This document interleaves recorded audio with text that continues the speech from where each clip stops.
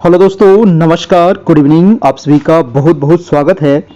तो देखिए, भारत का भूगोल दोस्तों आपका सीरीज आपका शुरू किए थे और ये महामैराथन जो 500 आपका जो है भारत का भूगोल, ये आपका बीपीएससी के लिए आपका और सक्षमता परीक्षा के लिए, दोनों के लिए ये काफ़ी इंपॉर्टेंट है। तो ये कंबाइंड क्लास होगी आपकी बीपीएससी जो अभी एग्ज़ाम हो रही है ट्री 2 वाला और ये सक्षमता वाला, ठीक है, जो 9 बजे क्लास चल रही है हमारी और जो शाम में 7 बजे जो क्लास हो रही है। तो ये दोनों के लिए आपका दोस्तों बहुत ही इंपॉर्टेंट है। तो आज जो ये क्लास है आपकी कंबाइंड क्लास है। तो चलिए आज हम शुरू करते हैं। और इसके पहले वाला अगर क्लास, इसका एक क्लास हो गया था भारत का भूगोल का, जिसमें हम लगभग 128 सवाल हम देखे थे, ठीक है। आज यहाँ पर सारा पीडीएफ हम कंप्लीट कर देंगे 500, है ना। तो आपको पूरा वीडियो देखना है, शुरू से अंत तक देखना है। यहाँ से बहुत सारा सवाल आपको हर एक एग्जाम के लिए बहुत महत्वपूर्ण है और खास करके अभी जो बीपीएससी का एग्जाम होने वाला है और सक्षमता के लिए दोस्तों, ठीक है। तो चलिए शुरू करते हैं आज की क्लास। और इसके पहले वाला वीडियो अगर आप नहीं देखे हैं तो आप देख लीजिएगा। जो भी सक्षमता में अभी तक जुड़े हैं, तो अभी तक जो लोग नहीं जुड़े हैं वो भी जुड़ जाइएगा, उनको सारा पीडीएफ मिल जाएगा, है ना। वीडियो मिल जाएगा, पीछे वाला जितनी क्लास हुई है वो भी मिल जाएगी। और अभी देखिए मात्र इसमें 8 से 10 क्लास हुआ है दोस्तों सक्षमता वाला। तो इसमें आप दोस्तों जुड़ जाइएगा। डेली आपकी 7 बजे आपकी शाम में क्लास होती है। और इसमें कैसे आपको जुड़ना है, यहाँ पर देखिए पेडागोजी है, जीके, जीएस, मैथ, जो भी आपका सिलेबस में होगा, अभी तो सिलेबस नहीं आया है, उस अनुसार से आपकी पूरी तैयारी होगी। तो इसका मात्र चार्ज है आपका 351, जहां आपको सारा यहाँ पर पीडीएफ है और वीडियो है पीछे वाला, वो भी मिल जाएगा और आगे जो क्लास होते रहेगी वो भी आपको मिलते रहेगा। इसमें कोई भी अलग से चार्ज आपको नहीं लगेगा और ये ऑफर आपका कुछ ही दिन के लिए है। इसमें आप फटाफट जुड़ जाइएगा और अब उसके बाद आपको सारा पीडीएफ मिल जाएगा। इसमें कैसे पेमेंट करना है, तो ये ऑनलाइन आपको पे करना है, फोन पे, गूगल पे, पेटीएम, किसी भी माध्यम से कर सकते हैं। ये नंबर आपको दिया गया है ना। ये नंबर हमारा व्हाट्सएप भी है, ठीक है। यही नंबर हमारा व्हाट्सएप भी है, यही नंबर हमारा फोन पे, गूगल पे भी है। तो इसी नंबर पे करके आप इसी नंबर पर हमको व्हाट्सएप स्क्रीनशॉट भेज दीजिएगा। आप किसी से भी कर सकते हैं, अपने नंबर से भी पेमेंट कर सकते हैं, नहीं तो अपने दोस्त से भी कर सकते हैं। लेकिन हाँ, पे करने के बाद आपको हमको जितना जल्दी हो सके अपना स्क्रीनशॉट भेज दीजिएगा, ताकि हम आपको ग्रुप में ऐड कर सके और आपको सारा पीडीएफ ही हम दे सके, ठीक है। तो चलिए शुरू करते हैं आज की क्लास, है ना। और पेमेंट का स्क्रीनशॉट आपको व्हाट्सएप जरूर करना है। तो हम लोग देखिए कल देख लिए थे आपका इसमें 128 तक, है ना। और वो वाला वीडियो मैं शेयर कर दूंगा ग्रुप में, क्योंकि सक्षमता वाले लोग बहुत सारे नहीं देखे हैं, है ना। तो वो आप देख लीजिएगा, कोई दिक्कत नहीं है ना। मैं 128 तक ये पिछले बार करवा दिया था, यहाँ तक करवा दिए थे। आज दोस्तों हम 129 से चलेंगे, है ना। जो लोग पिछला क्लास नहीं देखे थे, है ना, वो उनको मैं शेयर कर दूंगा। और कल देखिए क्लास आपकी ऑफ थी, कल मेरा बेटा का दोस्तों बर्थडे था, तो इसकी वजह से हम पटना में नहीं थे इधर, है ना। सैटरडे और संडे और मंडे 2 दिन हम पटना में गायब थे, ठीक है। तो संडे को तो खैर छुट्टी रहता है और मंडे को इसी वजह से आपकी क्लास नहीं हुई थी। अब क्लास आपकी होगी। और इधर देखिए फिर से बीपीएससी का एग्जाम हो गया है ना, तो इधर एक सप्ताह लगभग आपका फिर से थोड़ा सा क्लास डिस्टर्ब रहेगा, ठीक है। खास करके सक्षमता की, तो क्योंकि बीपीएससी की तो क्लास आपकी अब ऑफ हो जाएगी, है ना। आज के बाद आपका बीपीएससी का क्लास ऑफ हो जाएगा और सक्षमता वाला ही चलेगा। जब जब टाइम मिलेगा तो हम सक्षमता का क्लास लेते रहेंगे, लेकिन 1-2 दिन बीच में आपका गैपिंग हो सकता है। जब गैपिंग होगा तो हम आप लोग को बता देंगे कि किस दिन आपकी क्लास नहीं होगी, ठीक है। तो चलिए शुरू करते हैं दोस्तों। इसके पहले वाला वीडियो हम आपको दे देंगे, वो उसको आप देख लीजिएगा। और ये बिल्कुल हम अभी राजधानी की तरह चलने वाले हैं, ठीक है। 1 सेकेंड भी आपको हम यहाँ पर रुकेंगे नहीं। क्वेश्चन और आंसर, है ना, 1 लाइनर, क्योंकि हमको यहाँ पर पूरे दोस्तों 500 कंप्लीट करना है हमको, ठीक है। तो चलिए शुरू करते हैं आज का 129 नंबर सवाल। इसके पहले वाला वीडियो आप जरूर देख लीजिएगा, वो भी बहुत बहुत इंपॉर्टेंट वीडियो था आपका, ठीक है, 128 वाला। अगला प्रश्न है आपका कि Visvesvaraya iron and steel limited कहाँ स्थित है, तो ये भद्रावती में स्थित है दोस्तों, ठीक है। Visvesvaraya iron and steel limited. अगला प्रश्न है आपका कि भारत की सिलिकॉन वैली किसको कहते हैं, तो बेंगलुरु, है ना, जो आपको कर्नाटक की राजधानी है बेंगलुरु, इसको कहते हैं भारत की सिलिकॉन वैली। नेक्स्ट है कि आंध्र प्रदेश में अनंतपुर जिला किसके लिए प्रसिद्ध है, तो ये स्वर्ण के लिए, है ना, सोना के लिए प्रसिद्ध है दोस्तों आंध्र प्रदेश का अनंतपुर जिला। ऐसे तो सोना सबसे ज्यादा आपको कर्नाटक के कोलार के खान में मिलता है, ठीक है, लेकिन आपको ये आंध्र प्रदेश का अनंतपुर जिला भी आप याद रखना है। अगला है कि स्वतंत्रता के बाद विकसित किया गया पहला पतन कौन सा था, तो स्वतंत्रता के बाद सबसे पहले कांडला को विकसित किया गया था और ये ज्वारीय बंदरगाह है गुजरात में। भारत में सबसे ऊंचा बांध भाखड़ा किस नदी पर है दोस्तों, तो ये सतलज नदी पर है आपका, ठीक है। सबसे ऊंचा बांध है भाखड़ा बांध, ये आप याद रखिएगा, सतलज नदी पर। टेहरी बांध का निर्माण किस नदी पर हुआ है, तो भागीरथी नदी पर हुआ है टेहरी बांध का निर्माण दोस्तों। आगे है कि भारत की कुल विद्युत शक्ति में जल शक्ति में जल विद्युत शक्ति का योगदान कितना है, तो लगभग 5वां भाग है। ठीक है, यानी कि जल शक्ति का योगदान कितना है भारत में, जो जितना भी विद्युत का पैदा होता है तो उसका 1/5वां भाग है ना, टोटल का 5वां भाग। अगला है कि इंदिरा गांधी नहर को किन नदियों से पानी मिलता है, तो सतलज नदी से इंदिरा गांधी नहर को पानी मिलता है। नेक्स्ट है दोस्तों, ब्यास नागार्जुन सागर बांध किस नदी पर बना हुआ है, तो कृष्णा नदी पर बना हुआ है ब्यास नागार्जुन सागर बांध है। अगला है सरदार सरोवर बांध किस नदी पर है, तो ये सरदार सरोवर नर्मदा नदी पर है। भारत का सबसे लंबा बांध दोस्तों हीराकुंड बांध है ना, ये भी आपको महानदी पर है। सलाल जल विद्युत परियोजना किन राज्य में है दोस्तों, तो सलाल जल विद्युत परियोजना जम्मू कश्मीर में है दोस्तों, झेलम नदी पर है आपका। ठीक है, अगला है कि मुलतई पेरियार बांध है ना, मुल्लई पेरियार बांध ये किस झगड़ा किन राज्यों के बीच, देखिए ये तो पूछा जाता है कि पेरियार बांध जो है ना ये झगड़ा है किसके किसके बीच में, तो ये तमिलनाडु के बीच में और केरल के बीच में ये आपस में इसका झगड़ा है, तो ये आप याद रखना है। ठीक है, मुल्लई पेरियार बांध है। भारत में बिजली की चिरकालिक कमी रही है, आखिर क्यों कमी रही है दोस्तों, क्योंकि बिजली की मांग बढ़ती रही है जबकि उसका उत्पादन और वितरण क्या है, नहीं बढ़ रहा है, तो इसके वजह से ये कारण आपका चिरकालिक कमी हो रहा है आपका। आगे है कि किशन गंगा परियोजना भारत एवं किसके बीच विवाद का मुख्य कारण है, तो पाकिस्तान के बीच है किशन गंगा परियोजना। ठीक है, याद रखिएगा भारत और पाकिस्तान। अगला है दोस्तों, कोयले से वाणिज्यिक रूप से पैदा होने वाली ऊर्जा को क्या कहते हैं, तो ताप ऊर्जा कहते हैं ना, कोयला से जो प्राप्त होगा उसको हम तापीय ऊर्जा कहते हैं। अगला है कि तालचेर किसके लिए महत्वपूर्ण है, तो भारी जल संयंत्र के लिए प्रसिद्ध है आपका तालचर। तालचर है कहाँ दोस्तों, तो उड़ीसा में है आपका।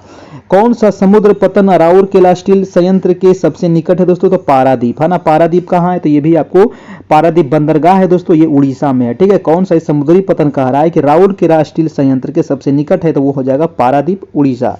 ठीक है, और राउरकेला स्टील प्लांट कहाँ है, तो ये भी आपको उड़ीसा में है। अगला है कि भारत के पूर्वी तट पर स्थित पतन कौन सा है, तो ये पारादीप हो जाएगा पूर्वी तट पर, और हल्दिया हो जाएगा पूर्वी तट पर है ना। इसके अलावे भी पूर्वी तट पर पतन है, जैसे कि विशाखापत्तनम हो गया, तूतीकोरिन हो गया। ठीक है, तो वो भी आपको पूर्वी तट पर ही है। अगला है दोस्तों कि कांडला पतन कहाँ पर स्थित है, ये कच्छ के रण में दोस्तों आपका स्थित है ना, कच्छ की खाड़ी जहां पर है गुजरात में, वहीं पर आपको कांडला पतन।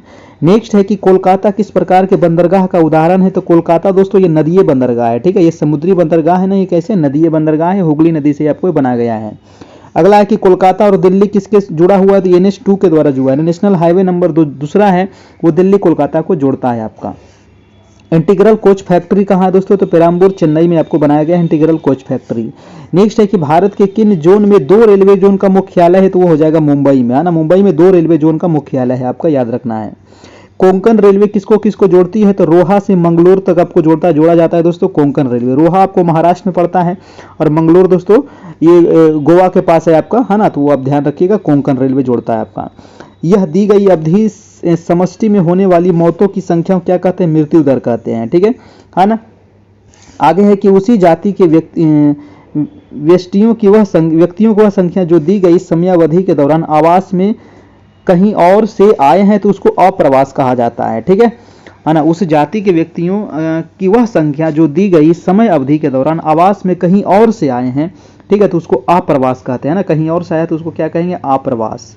नेक्स्ट है कि जन्म दर मापी जाती है दोस्तों, जन्म दर मापती है 1 वर्ष के दौरान जन्मों की संख्या है ना, 1000 आबादी पर इसको माना जाता है, मापा जाता है आपका। ठीक है, चलिए 1 वर्ष के दौरान जितने बच्चे जन्म हो लेते हैं प्रति 1000 की आबादी पर जन्म दर मापी जाती है। अगला प्रश्न है कि भारत की सबसे घनी आबादी वाला राज्य हो जाएगा उत्तर प्रदेश, ये गलत दे दिया है आपको, हो जाएगा बिहार। ठीक है, सबसे अधिक घनी आबादी वाला हो जाएगा आपका बिहार, 1106 व्यक्ति प्रति वर्ग किलोमीटर है आपका।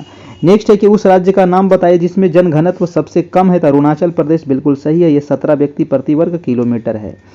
अगला प्रश्न है कि 2001 की जनगणना के अनुसार जनसंख्या का अधिकतम घनत्व कहाँ है, तो अधिकतम घनत्व हो जाएगा आपका दिल्ली, सबसे ज़्यादा है, 11,000 व्यक्ति लगभग वहाँ पर जनसंख्या घनत्व है। अगला है कि भारत की जनसंख्या में ऋणात्मक वृद्धि कब हुआ था दोस्तों, तो 11 से 21 का जो जनगणना हुआ था उसमें ऋणात्मक वृद्धि हुआ था, है ना, यानी कि घट गया था। कौन सा संघ राज्य क्षेत्र बालक बालिका अनुपात के सबसे निचले पर है दोस्तों, तो वो हो जाएगा आपका हरियाणा। ठीक है, हरियाणा हो जाएगा, है ना, हरियाणा हो जाएगा। हरियाणा का लिंगानुपात जो है दोस्तों वो कितना है, 879 है आपका, 879 है। अगला प्रश्न है आपका कि पिछली जनगणना 2001 में जनसंख्या वृद्धि की सबसे अधिक दर भारत के किन राज्य में रही थी, तो वो नागालैंड में। ठीक है, नेक्स्ट है कि भारत के किस राज्य में गरीबों का प्रतिशत सबसे अधिक है, तो उड़ीसा राज्य में दोस्तों गरीबों का प्रतिशत सबसे अधिक है। ये सब 2001 के अनुसार दे दिया है, जो आपको नहीं पूछेगा हम इसको छोड़ देते हैं, ठीक है। आप इसको 2011 वाला देख लीजिएगा, है ना, एक वाला यहाँ पर टाइपिंग कर दिया है 2001 से जनगणना है ना। भारत में भी साक्षरता दर देखिए, ये भी पुराना वाला डाटा दे दिया, वही अभी जो साक्षरता दर है वो 74.04% है, ठीक है ना, याद रखिएगा। भारत में जनसंख्या की त्वरित वृद्धि का प्रमुख कारण क्या है, तो उच्च जन्म दर और गिरती मृत्यु दर। जी हाँ, अभी यही मेन मुख्य कारण है जिसकी वजह से हमारा जो जनसंख्या है वो बढ़ रहा है। अगला है कि भारत में महिला आबादी की कमी के लिए मुख्य जिम्मेदार कौन है, तो सामाजिक कारण, है ना। और भी बहुत सारे कारण हैं लेकिन मुख्य यहाँ पर पूछ रहा था कि सामाजिक कारण है, ठीक है। जो आपको लोगों के बीच जो है दोस्तों की, है ना, जब तक देखते होंगे घर गांव घर में आप, है ना, बहुत शहर में भी ये सब देखने को मिलता है कहीं कहीं, है ना, कि लोग लड़का को थोड़ा सा ज़्यादा वैल्यू देते हैं। चलिए उस पर हम बाद में बात करेंगे, पहले हम देख लेते हैं। जुलाई 2011 में घोषित जनसंख्या के आंकड़ों के अनुसार शहरी क्षेत्रों की तुलना में ग्रामीण क्षेत्रों में शिशु लिंगानुपात 4 गुनी है।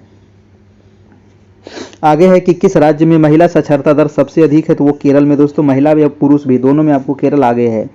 कुकी जनजाति दोस्तों, ये मणिपुर से संबंधित है आपका कुकी जनजाति। नेक्स्ट है आपका दोस्तों कि भारत का सबसे बड़ा जनजातीय जो हो जाएगा वो आपका गोंड नहीं हो जाएगा, अभी जो है आपका भील जनजाति, ठीक है। अभी सबसे बड़ी जनजाति आपकी भील जनजाति हो जाएगी। वन महोत्सव किससे संबंधित है, वृक्षारोपण से संबंधित है आपका वन महोत्सव, है ना। आगे है कि दोस्तों उत्तर भारत में बाढ़ की घटना हाल में क्यों बढ़ी है, क्योंकि अपवाह क्षेत्र में वन कटाई में वृद्धि हो गई है, इसके वजह से बाढ़ की वहां संख्या ज़्यादा देखने को मिलता है। मुंगे की चट्टानों के संरक्षण के लिए भारत सरकार ने किसे समुद्री पाक घोषित किया है, तो कच्छ की खाड़ी को समुद्री पाक घोषित किया है, तो वो कच्छ की खाड़ी को। आगे है किस पर्वतीय स्थल के नाम का अर्थ जो है वज्रपात स्थल है दोस्तों, तो वो दार्जिलिंग, ठीक है। किस पर्वतीय स्थल के नाम का अर्थ है वज्रपात स्थल है, तो वो दार्जिलिंग। अपातनी दोस्तों ये कहाँ का मुख्य जनजातीय समूह है, तो ये अरुणाचल प्रदेश का आपको पड़ता है, ठीक है। चलिए अरुणाचल प्रदेश में और भी जनजाति है आपका। अगला है प्रश्न है आपका कि अंटार्कटिका में अनुसंधान करने के लिए भारत सरकार द्वारा स्थापित अनुसंधान केंद्र का नाम क्या है, तो दक्षिण गंगोत्री। ये है अंटार्कटिका में दोस्तों, याद रखिएगा, ये मैंने कई बार बता चुका हूँ कि इसकी स्थापना भी वहाँ पर कब हुई थी। राष्ट्रीय वनस्पति अनुसंधान संस्थान ये लखनऊ में है आपका, ठीक है, बहुत बार पूछा गया एग्जाम में है। राष्ट्रीय वनस्पति अनुसंधान संस्थान कहाँ है, लखनऊ में।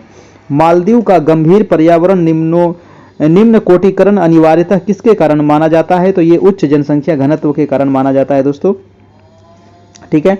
आगे अगला प्रश्न है कि पूर्वी तटीय मैदान का एक अन्य नाम बताइए। देखिए पूर्वी तटीय जो मैदान है इसको अन्य कोरोमंडल तट भी कहते हैं, पूर्वी तटीय मैदान को, ठीक है।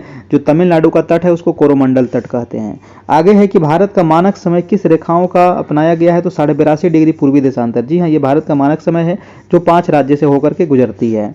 आगे है कि क्षेत्रफल की दृष्टि से भारत संसार का सबसे बड़ा देश है, वो 7वां सबसे बड़ा देश है भारत क्षेत्रफल में।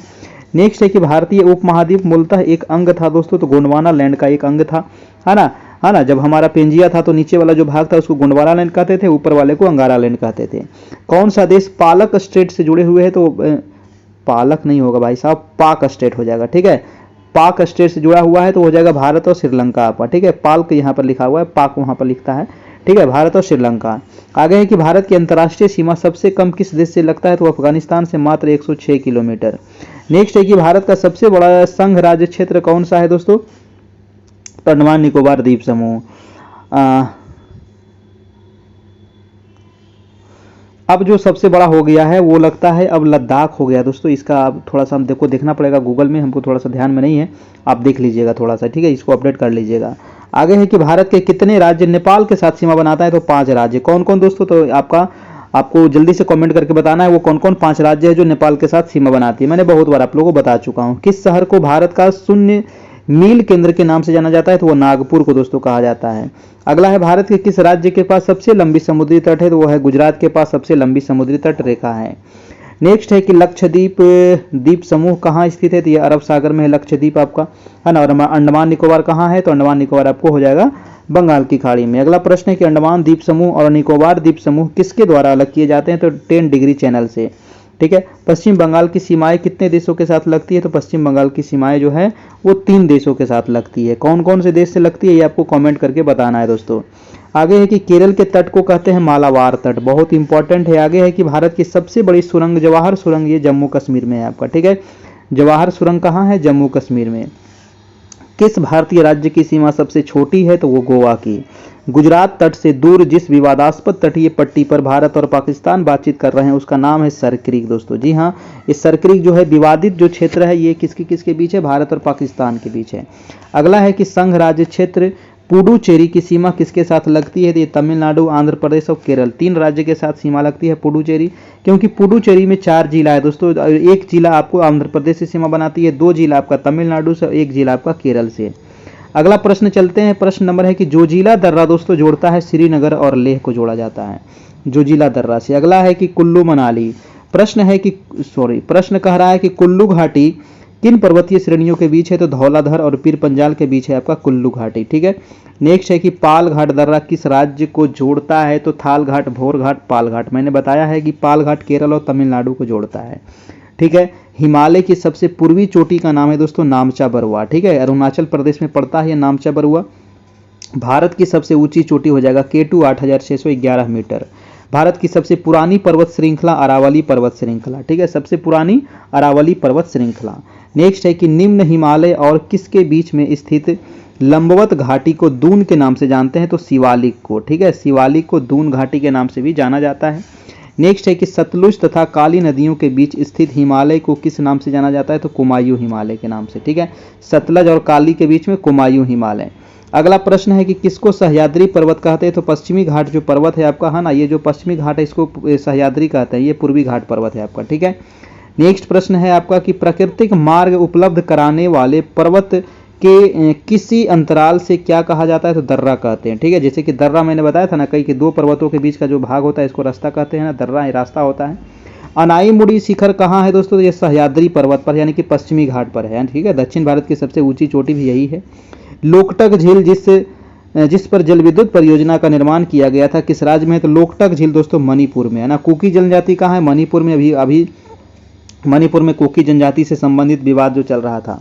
लोनार झील कहाँ है? तो ये महाराष्ट्र में है दोस्तों। अगला है कि नागा खासी गारो, अच्छा पहाड़ियाँ कहाँ स्थित है? देखिए नागा की पहाड़ी, खासी पहाड़ी और गारो पहाड़ी। इसके अलावा देखिए और भी पहाड़ी दोस्तों, गारो है, खासी है, जयंतिया है, नागा है ना, और मीजो की पहाड़ी है, बहुत सारी पहाड़ी है। तो ये सारी पहाड़ी आपको पूर्वांचल में पड़ेगा आपको है ना, पूर्वांचल पर्वतमाला में, यानी कि जो नॉर्थ ईस्ट के जो राज्य है ना वहाँ आपको मिलेगा। नागा की पहाड़ी नागालैंड में है, खासी और गारो की पहाड़ी आपको मेघालय में है। अगला है कि शिव समुद्रम किस नदी पर है दोस्तों? तो कावेरी नदी पे बनाया गया शिव समुद्रम जलप्रपात है आपका। ठीक है, नेक्स्ट है दोस्तों कि आपका कि भारत का सबसे ऊंचा जलप्रपात जो है वो कर्नाटक में है, जोग गरसोपा जलप्रपात, ये कर्नाटक में है, शरावती नदी पर है। जोग जलप्रपात किस नदी पर है? शरावती नदी पर है, याद रखिएगा। किस राज्य में लेटेराइट मिट्टी पाई जाती है? तो केरल और महाराष्ट्र में लेटेराइट मिट्टी है। इसके अलावा भी दोस्तों आपको जहां पर ज़्यादा बारिश होती है तमिलनाडु वगैरह में भी लेटेराइट मिट्टी है। ठीक है, अगला प्रश्न है कि पर्वतीय स्लोपों पर मृदा अपरदन को किस प्रकार नियंत्रित किया जाता है? तो पर्वतीय स्लोप पर है ना, तो समोच्च रेखीय जो स्लोप होता है, मतलब ये जो पर्वत है, ठीक है, तो इस पर मृदा को कैसे रोकते हैं? तो समोच्च रेखीय खेती कर करके है ना, या फिर इसी को सीढ़ी नुमा खेती भी कहेंगे। कपास का उत्पादन के लिए सबसे अच्छी मिट्टी होती है काली मिट्टी। ठीक है, अगला है कि लोनी और क्षारीय मृदा भारत में एक नाम है कल्लर मिट्टी। ठीक है, इसी को कहते हैं कल्लर मिट्टी भी दोस्तों, क्षारीय मृदा को। अगला है कि पेट्रोलॉजी जो अध्ययन है, ये चट्टानों के अध्ययन को पेट्रोलॉजी कहते हैं। भारत का सबसे सूखा भाग जो हो जाएगा वो पश्चिमी राजस्थान हो जाएगा, सबसे सूखा भाग। नेक्स्ट प्रश्न है कि दक्षिण पूर्वी व्यापारिक हवाएं भारत के मौसम में भारतीय उपमहाद्वीप में किसके कारण आकर्षित होती है दोस्तों? तो उत्तर पश्चिम भारत में कम वायु दाब के कारण ही ये क्या होती है? तो आकर्षित होती है ना। गर्मी के दिनों में ऐसा होता है क्योंकि उत्तर पश्चिम जो भारत होता है वो काफ़ी गर्म हो जाता है। ठीक है, तो वो वाला भाग खाली हो जाता है, उसको दौड़ने के लिए है ना, उसको भरने के लिए हवाएं चलती है, नीचे से आपको दौड़ती है। चलिए, वो सब डिस्कस हम कई बार कर चुके हैं, मैं यहाँ पर सिर्फ क्वेश्चन आंसर यहाँ पर करूँगा। उत्तर पूर्वी मानसून के किस प्रदेश में वर्षा होती है? तो उत्तर पूर्वी मानसून से जो वर्षा होती है वो तमिलनाडु में जाड़े के दिनों में। अगला है कि वायुमंडल में प्रायः गर्मी कहाँ होती है? तो विकिरण। ठीक है, वायुमंडल में प्रायः गर्मी कहाँ से आती है दोस्तों? तो विकिरण के द्वारा आती है। ठीक है, आगे है कि दक्षिण पश्चिम मानसून की अवधि के दौरान तमिलनाडु सूखा रहता है, क्यों दोस्तों? क्योंकि वृष्टि छाया क्षेत्र में आता है। ठीक है, तमिलनाडु जो है ना वृष्टि छाया क्षेत्र में आता है, इसी वजह से यहाँ पर तो बारिश हो जाती है, लेकिन ये वाला जो भाग है वो वृष्टि छाया में आ जाता है। अगला प्रश्न है कि कौन सा भाग भारत का सबसे आर्द्र स्थान है? तो माशिन राम या माउशिन राम। ठीक है, सबसे आर्द्र स्थान मतलब यहाँ पर सबसे ज़्यादा बारिश होता है, तो यहाँ पर आर्द्रता भी ज़्यादा होगी। भारत के धान के प्रदेश कितने सेंटीमीटर अधिक वर्षा वाले क्षेत्र में होता है, तो 100 सेंटीमीटर। ठीक है, जहाँ भी 100 सेंटीमीटर से अधिक बारिश होगी तो वहाँ पर धान का उत्पादन हो जाएगा। अगला है कि भारत में प्रायद्वीपीय नदी से संबंध सबसे ऊंचा निवास बेसिन कौन सा हो जाए, तो कृष्णा नदी। प्रायद्वीपीय नदी से संबंध सबसे ऊंचा निकास बेसिन जो है दोस्तों ये कृष्णा नदी का। नेक्स्ट है कि भारत की किस नदी को वृद्ध गंगा कहते हैं, तो गोदावरी को। ठीक है, नासिक किस नदी के किनारे है, तो गोदावरी के किनारे है आपका नासिक। तिब्बत में सांगपो कहलाने वाली नदी कौन सी है, तो ब्रह्मपुत्र नदी को तिब्बत में सांगपो कहते हैं। अगला प्रश्न है कि भारत में तलछट को परिवाहित करने वाली प्रमुख नदी कौन सी है, तो गंगा। नेक्स्ट है कि बिहार का शोक या विषाद कोसी को कहते हैं। अगला है कि इंद्रावती, प्राणहिता और सबरी किसकी उपनदियां हैं, तो गोदावरी, है ना। विजयवाड़ा किस नदी के किनारे है, तो कृष्णा नदी के। विजयवाड़ा दोस्तों यहाँ पर विजय छूट गया है, विजयवाड़ा जो है कृष्णा नदी के किनारे है। देखिए ये वीडियो बनाने का एक ही मकसद है कि आपका जितना ज़्यादा रिवीजन कर सके, है ना। तो एग्जाम के समय इसको रिवीजन कीजिएगा, आपको बहुत फायदा होगा।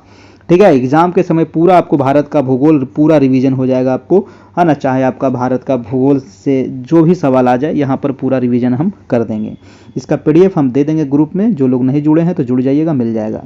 भारतीय मरुस्थल एक महत्वपूर्ण नदी है दोस्तों लूनी। ठीक है ना, भारतीय मरुस्थल की लूनी एक महत्वपूर्ण नदी है जो आपको ये मतलब दलदल में जाकर के खो जाती है। अगला है दोस्तों कि आकस्मिक बाढ़ का संबंध किससे है, तो सुनामी से, चक्रवातीय तूफान से, टर्नेडो से, ये सब आकस्मिक बाढ़ का संबंध इससे है। अगला है कि माजुली संसार का सबसे बड़ा नदी द्वीप है दोस्तों, ये किस राज्य में है, तो असम में है ना। किस नदी से बनती है, तो ब्रह्मपुत्र से। किस राज्य में राष्ट्रीय उद्यान वैली ऑफ फ्लावर्स स्थित है, तो उत्तराखंड में दोस्तों, है ना। फूलों की घाटी जिसको कहते हैं, उत्तराखंड में। नेक्स्ट है कि भारत की कुल कितना भौगोलिक क्षेत्र वन है दोस्तों, तो अभी 20 नहीं हो जाएगा, 24% आप मार सकते हैं। ठीक है, 24 पॉइंट समथिंग है भारत में अभी वन। आगे है कि क्षेत्रफल की दृष्टि से भारतीय राज्यों में सबसे अधिक वन आच्छादित हो जाएगा मध्य प्रदेश। सबसे ज़्यादा वन कहाँ है, मध्य प्रदेश में है। भारत में सबसे बड़े क्षेत्र में फैले हुए वन कौन से हैं, तो उष्णकटिबंधीय पर्णपाती वन दोस्तों सबसे अधिक क्षेत्र पर है। नेक्स्ट है कि सुंदर वन के जंगल को कहा जाता है मैंग्रोव वन, इसी को कहा जाता है। आगे है कि भरतपुर पक्षी अभयारण्य किस राज्य में है, तो राजस्थान में दोस्तों भरतपुर पक्षी अभयारण्य। नेक्स्ट है नामदफा नेशनल पार्क जो है ये अरुणाचल प्रदेश में, नामदफा नेशनल पार्क अरुणाचल प्रदेश से।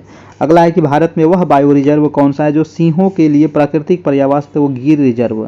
ठीक है, गिर जो बायो रिजर्व है दोस्तों ये गुजरात में पड़ता है आपका, गिर के वन में, है ना। गिर जंगल है वहाँ पर और वहीं पर शेर बब्बर पाया जाता है। नेक्स्ट है कि मैंग्रोव वनों पर वैश्विक तापन का क्या प्रभाव होगा, तो मैंग्रोव के विशाल क्षेत्र जलमग्न हो जाएंगे। ठीक है, वैश्विक तापन से। अगला है कि मानस पशु विहार किस राज्य में है, तो मानस असम का है दोस्तों आपका, है ना। एक सिंह वाला गैंडा। जीव मंडल आरक्षित क्षेत्रों की पहली परियोजना स्कीम कौन सी थी, तो जीव मंडल आरक्षित क्षेत्र की पहली परियोजना थी वन्य भूमि के वनस्पति जात और प्राणी जात का परिरक्षण, वन्य उत्पादों का प्रयोग विकास, कृषि उत्पादों का प्रयोग और विकास। नेक्स्ट है कि भारत का जीव मंडल रिजर्व नंदा देवी दोस्तों किस राज्य में है, तो उत्तराखंड में है नंदा देवी। काजीरंगा नेशनल पार्क जो है गैंडे के लिए जाना जाता है, एक सिंह वाला गैंडा। ठीक है, आगे है दोस्तों कि कंचनजंगा जो है आपका सिक्किम में है। ठीक है, कंचनजंगा राष्ट्रीय पार्क कहाँ है, सिक्किम में है। कंचनजंगा हिमालय की चोटी भी है ना, याद रखना है। आगे है कि पंचमढ़ी जीव आरक्षित क्षेत्र आपका मध्य प्रदेश में है ना, पंचमढ़ी। कान्हा हो जाएगा दोस्तों ये भी मध्य प्रदेश में, कान्हा किस लिए कहा, ये भी मध्य प्रदेश में है। नेक्स्ट है कि नागरहोल नेशनल पार्क जो है ये कर्नाटक में है ना, नागरहोल कहाँ है, कर्नाटक में।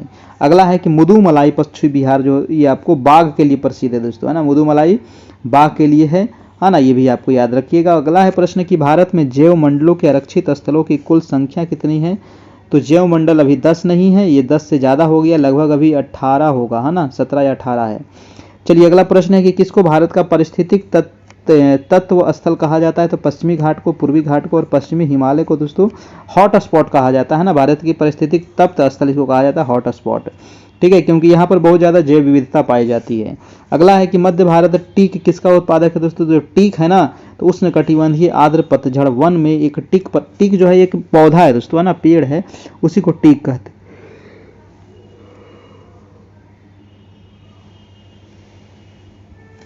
नेक्स्ट प्रश्न है आपका कि उष्णकटिबंधीय वर्षा वन में सामान्य रूप से पाया जाता है, तो आर्किड पाया जाता है उष्णकटिबंधीय वर्षा वन में। अगला है दोस्तों कि राल किसका उत्पाद है, तो कॉनिफेरस पेड़ का राल एक उत्पाद है। अगला है कि अत्यधिक वनोन्मूलन का सबसे अधिक खतरनाक प्रभाव क्या पड़ता है? तो जंगली जानवरों के निवास स्थानों का नाश हो जाता है ना। आप वन को ख़त्म करिएगा, काटिएगा तो क्या होगा, जो जंगली जानवर है बेचारे तो बेघर हो जाएंगे। अगला प्रश्न है कि इसरो और रत्ना दो प्रमुख किस्म है किसकी? तो इसरो IR-2 दोस्तों, इसरो नहीं है ठीक है, IR-20 जो है और रत्ना जो है ये धान की किस्म है ना, ये पूछा जाता है, याद रखिएगा। अगला है कि झूम कृषि दोस्तों, ये स्थानांतरित कृषि के लिए जाना जाता है, झूम की कृषि। झूम क्या है? तो ये कृषि का एक क्या है, प्रकार है, इसी को स्लैश एंड बर्न कृषि भी कहा जाता है। नेक्स्ट है कि मध्य प्रदेश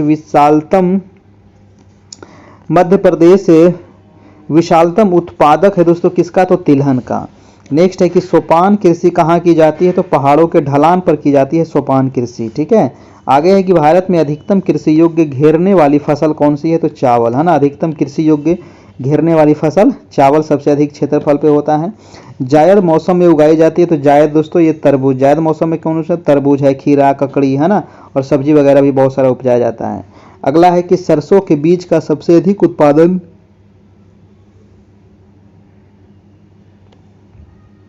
तो सरसों के बीज का सबसे अधिक उत्पादन यहाँ पर राजस्थान दे रहा है। नेक्स्ट है कि भारत के एक ढलानदार पर्वतीय भाग में 200 सेंटीमीटर से अधिक वार्षिक वर्षा होती है, वहाँ कौन सी फसल होगी दोस्तों? तो वो चाय होगी, क्योंकि यहाँ पर ढलानदार है ना, ध्यान दीजिएगा। अगला है कि किसी भारतीय राज्य को चाय का उत्पादन राज्य कहा जाता है दोस्तों। तो चाय का उत्पादन भारत में सबसे ज़्यादा असम में होता है, केरल में भी होता है, पश्चिम बंगाल में भी होता है, तमिलनाडु में भी होता है, सिक्किम में भी कुछ कुछ थोड़ा बहुत होता है, लेकिन सबसे ज़्यादा होता है आपका असम में, है ना। तो हम कहते हैं कि असम गोल्ड, है ना, नाम रखा हुआ है। अगला है कि किसको भारत में नगदी फसल कहा जाता है दोस्तों? तो प्याज को नगदी फसल भी कहते हैं, ठीक है। प्याज भी आप खुदरा मत मर दीजिएगा, नगदी फसल हो जाएगा। अगला है कि कुल फसल प्रतिशत के रूप में भारत में खाद्यान्न का उत्पादन कितना है? तो 70%। भारत में गेहूं का सबसे अधिक उत्पादन तो उत्तर प्रदेश में होता है, प्रति हेक्टेयर में पंजाब हो जाएगा।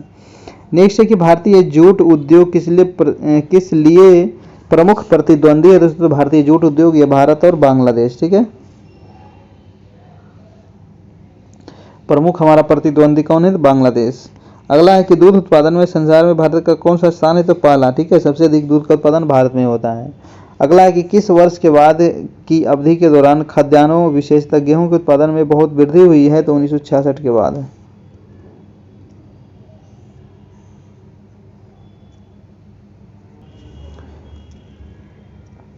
चलिए, तो 277 कह रहा है कि किस वर्ष के बाद की अवधि के दौरान खाद्यान्नों विशेषतः गेहूं के उत्पादन में बहुत वृद्धि हुई थी? तो 1966 में। अगला प्रश्न है दोस्तों कि भारत में हरित क्रांति के अंतर्गत विकसित बीज वाली फसलों की उच्च पैदावार वाली किस्में हैं? तो चावल, गेहूं, ज्वार, बाजरा, मक्का, ठीक है। तो इन सभी फसलों का उत्पादन में वृद्धि हुआ था आपका, सबसे ज़्यादा वृद्धि गेहूं में हुआ था। भारत में हरित क्रांति का एक और नाम क्या था? तो बीज, उर्वरक और सिंचाई क्रांति भी इसको कहा जाता है, ठीक है। हरित क्रांति को ये भी नाम याद रखिएगा, बीज, उर्वरक और सिंचाई क्रांति। नेक्स्ट है कि भारत के किस राज्य को चीनी का कटोरा कहते हैं दोस्तों? तो उत्तर प्रदेश को, ठीक है। भारत के किस राज्य को? उत्तर प्रदेश में, सबसे अधिक यहीं पर होता है। अगला प्रश्न है कि भारत में कृषि को दुष्प्रभावित करने वाला मौसम का सबसे महत्वपूर्ण तत्व क्या है? तो वृष्टि, है ना। वृष्टि सबसे ज़्यादा महत्वपूर्ण ये तत्व है जो इसको प्रभाव डालता है। अगला है कि श्वेत क्रांति का संबंध जो हो जाएगा ये दूध उत्पादन से हो जाएगा, श्वेत क्रांति। नीली क्रांति का संबंध ये मछली उत्पादन से हो जाएगा। बीटी बीज का संबंध ये कपास से हो जाएगा दोस्तों, है ना। भारत में सिंचित क्षेत्र में सबसे अधिक भाग पर खेती होती है? तो ईख का, ठीक है, सबसे अधिक भाग पर खेती होता है, सिंचित क्षेत्र कह रहा है। अगला है कि भारत में किस क्षेत्र में अत्यधिक असिंचित खेती की जाती है? तो दक्कन के पठार पर सबसे अधिक असिंचित खेती होता है, ठीक है, दक्कन के पठार पर। अगला है कि तमिलनाडु का कौन सा जिला लवणता के कारण खेती के लायक नहीं है? तो तिरुचिरापल्ली जिला, ठीक है। ऐसे बहुत सारे जिला है जहां पर लवणता ज़्यादा हो गई है। नेक्स्ट है आपका कि यूरेनियम के विशाल निक्षेप हाल में पाए गए हैं? तो कर्नाटक में दोस्तों, ठीक है, यूरेनियम के विशाल निक्षेप पाए गए हैं। नेक्स्ट है कि किसकी खोज के लिए आंध्र प्रदेश में तुमलापल्ली विश्व के मानचित्र पर आ गया है? तो सबसे बड़ी यूरेनियम की खान के लिए जाना जाता है दोस्तों, ठीक है। आंध्र प्रदेश का तुमलापल्ली, यहाँ पर बहुत अधिक मात्रा में यूरेनियम पता चला है, ठीक है। अगला है कि अबरख का सबसे बड़ा दोस्तों आपका भंडार जो है वो भारत में है ना। अबरख का सबसे अधिक अभी ज़्यादा हो रहा है, आंध्र प्रदेश में उत्पादन हो रहा है।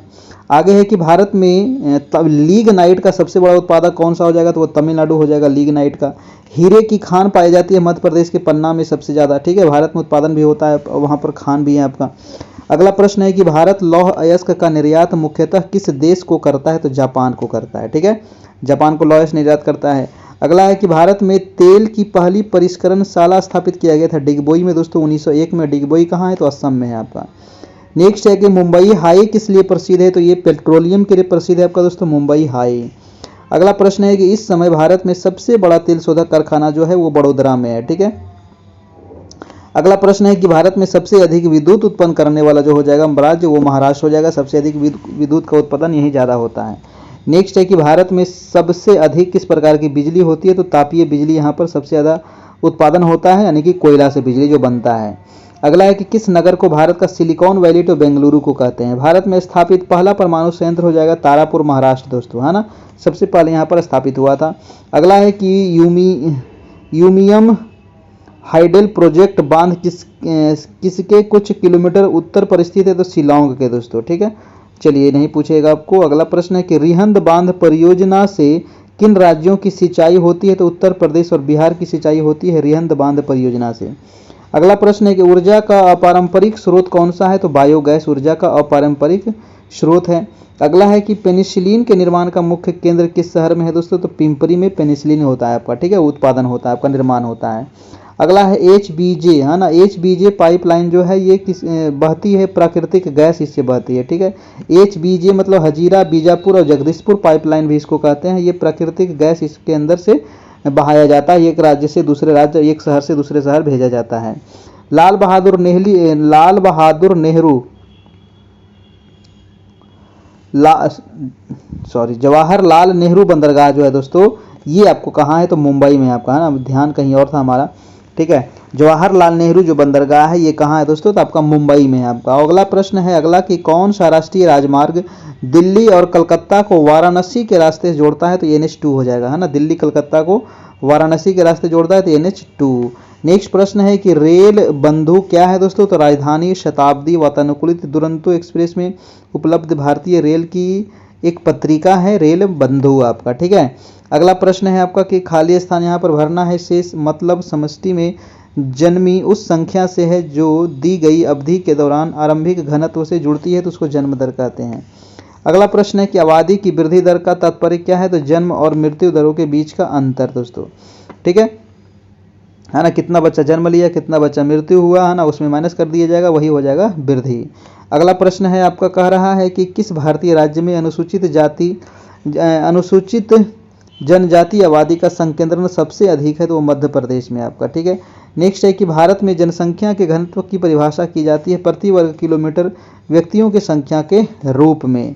अगला प्रश्न है कि 2011 के अंतिम जनगणना परिणाम के अनुसार भारत में जनघनत्व कितना है, तो दोस्तों कितना हो जाएगा 2011 के 382 हो जाएगा, ठीक है, सबसे ज़्यादा कहाँ है, तो बिहार में है। अगला प्रश्न है कि भारतीय जनसंख्या के इतिहास में किस काल या अवधि को आगे की ओर एक बड़ी छलांग कहा जाता है, तो 1961 से 71 में दोस्तों, ठीक है ना, क्योंकि इस समय दोस्तों जनसंख्या वृद्धि बहुत तेजी से हुआ था। अगला प्रश्न है कि न्यूनतम स्त्री पुरुष अनुपात वाले भारतीय राज्य हो जाएगा हरियाणा, 879 है आपका, ठीक है, जो आपको बता दिया गया है। नेक्स्ट प्रश्न है कि 2001 की जनगणना के अनुसार जनसंख्या की दृष्टि से भारत का सबसे बड़ा राज्य, ये नहीं पूछेगा आपको, ठीक है। अगला प्रश्न है कि आवास और शहरी गरीबी उन्मूलन मंत्रालय द्वारा हाल में जारी किए गए आंकड़ों के अनुसार गंदी बस्तियों की सबसे अधिक जो संख्या है वो आंध्र प्रदेश में यहाँ पर दे रहा है, ठीक है। अगला प्रश्न है दोस्तों कि भारत में सबसे अधिक साक्षर संघ राज्य क्षेत्र हो जाएगा आपका लक्षद्वीप में, ठीक है, संघ राज्य क्षेत्र में आपका लक्षद्वीप हो जाएगा। अगला प्रश्न है कि भारत में जनसंख्या वृद्धि की दर अधिक है, क्यों अधिक है, क्योंकि मृत्यु दर में कमी आ गई है, किंतु जन्म दर क्या है वही बना हुआ है, इसकी वजह से क्या हो गया, जनसंख्या वृद्धि हो रही है। नेक्स्ट प्रश्न है कि 2011 जनगणना के अंतिम परिणामों के अनुसार भारत में बाल लिंगानुपात कितना है, तो 914 है आपका, ठीक है, 914 नहीं है 919 होगा दोस्तों, है ना, 914 ये गलती लगता है दे रहा है, 919 होगा। अगला प्रश्न देख लीजिएगा, प्रश्न कह रहा है कि जुलाई 2011 के घोषित जनगणना के आंकड़ों के अनुसार अभी तक गाँव में रहने वाले भारतीयों का जो प्रतिशत है वो लगभग 70% है। देखिए ये जो प्रतिशत है ना थोड़ा बहुत कहीं कहीं आपको कभी 66 दे देगा, कभी 70 दे देता है, कभी 65 दे देता है, ठीक है, थोड़ा बहुत का ये अंतर हो जाता है आपका, ठीक है। चलिए अगला प्रश्न है कि 2011 जनगणना के अनुसार भारत में किस राज्य की जनसंख्या सबसे कम है, तो वो सिक्किम का आपका, ठीक है, सबसे कम सिक्किम का जनसंख्या है। नेक्स्ट प्रश्न है आपका कि 2011 की जनगणना के अनुसार कौन सा संघ राज्य क्षेत्र बाल लिंगानुपात में सबसे नीचे है, तो आपको बता दिया गया, चंडीगढ़ हो जाएगा आपका। अगला है कि कुकी जो है दोस्तों ये किस राज्य से संबंधित है, तो मणिपुर से है। नेक्स्ट है कि खासी और गारो जनजातियां, ये हो जाएगा मेघालय में पाई जाती है, गारो और खासी। जयंतिया, 3 जनजाति, एक और है जयंतिया भी है आपका। अगला है कि भारत की सबसे बड़ी जनजाति कौन सी है, तो गोंड जनजाति है। नेक्स्ट है दोस्तों कि खाली स्थान यहाँ पर भरना है कि यह प्रक्रिया है जिसमें वन को फिर से लगाया जाता है जो पहले कभी मौजूद था और बाद में उसे नष्ट कर दिया गया, उसको पुनर्वनीकरण उसको कहा जाता है, मतलब फिर से उसको वनीकरण किया जा रहा है, जंगल लगाया जा रहा है आपका, ठीक है। चलिए अगला प्रश्न है दोस्तों कि भारत में आर्सेनिक सामान्य रूप से इसके कारण है। जी हाँ, तो आर्सेनिक किसके कारण है, तो कह रहा है कि प्रभावित क्षेत्र में भौम जल का अधिशोषण।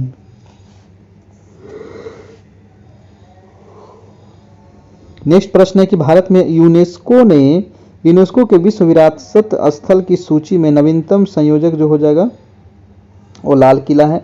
लाल किला के अलावा भी यूनेस्को धरोहर सूची में बहुत सारे को शामिल किया गया है ना। आगे है दोस्तों कि यूनेस्को की विश्व विरासत सूची में कुछ दिनों पहले भारत के किस स्मारक को शामिल किया गया दोस्तों, तो जयपुर जो जंतर मंतर है इसको भी शामिल किया गया इसमें ना, जयपुर का जो जंतर मंतर है उसको भी शामिल किया गया है विश्व धरोहर में। नेक्स्ट है कि भारत ने अंतर्राष्ट्रीय सुनामी चेतावनी प्रणाली को कब तक अपनाया था, तो 2006 में अपनाया था, ठीक है, याद रखना है सुनामी चेतावनी प्रणाली को। भारत को उपग्रह प्रमोशन केंद्र कहा जाता है श्रीहरिकोटा का दोस्तों, क्योंकि यहीं से उपग्रह को प्रक्षेपित किया जाता है। अगला है कि भाभा परमाणु अनुसंधान संस्थान कहाँ है, तो ये मुंबई में आपका, ठीक है, भाभा परमाणु अनुसंधान संस्थान। नेक्स्ट प्रश्न है कि भारत में अंतर्राष्ट्रीय सुनामी चेतावनी प्रणाली को कब अपनाया गया था, तो 2006 में आपका, ठीक है ना। तो अंतर्राष्ट्रीय सुनामी चेतावनी प्रणाली जो है 2006 में अपनाया गया था। राष्ट्रीय बाढ़ आयोग किससे संबंधित है दोस्तों, तो ये बाढ़ से है ना, नाम ही है बाढ़ तो बाढ़ से होगा। कौन सा ग्रह सूर्य के सबसे दूर है, तो वो वरुण ग्रह है ना, ये क्रम मैंने आपको कई बार बता चुका हूँ, बुध शुक्र पृथ्वी मंगल बृहस्पति शनि अरुण वरुण, ठीक है, ये 8 याद रखिएगा।